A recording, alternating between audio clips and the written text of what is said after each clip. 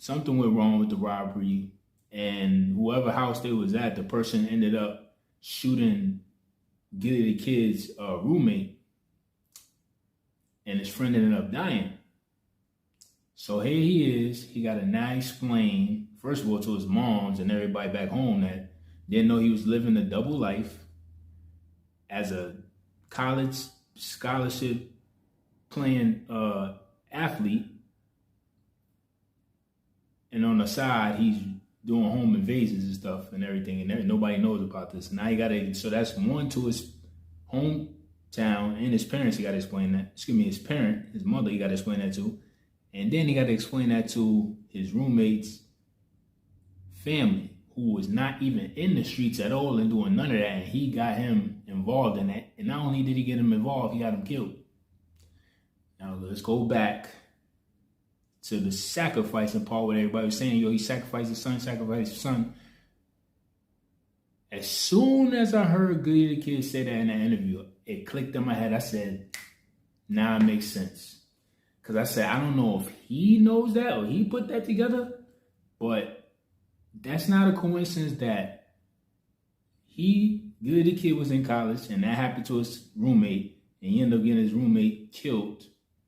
And he ended up getting kicked out of college, losing scholarship, all that stuff, living a double life in the streets and stuff like that.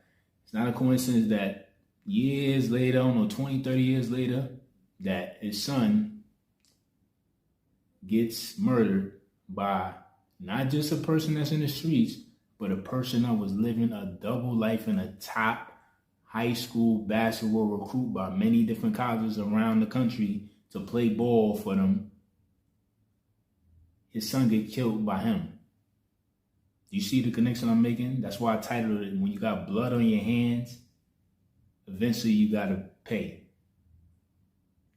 A lot of times, it's back to the spiritual lenses. Through the physical eyes, you're going to automatically think, oh, sacrifice, sacrifice, sacrifice. And like I said, I'm not saying people don't do that. But through the spiritual lens, when you learn the background story, you be like, oh, that was something in the past that he was doing, and now he got to pay the piper, basically. You got to pay that reaper, God, whoever you want to say. But that's the thing people don't get. See, people always talking about God and stuff like that, but they're not talking or understanding the universal laws and karma and all that. Or just, when you got blood in your hands, you have to pay it back someday. Whether you paying it to God, trying to right your wrongs and giving back or doing stuff and actually trying to get yourself right, or you going to have to give it to that reaper that's on the underworld.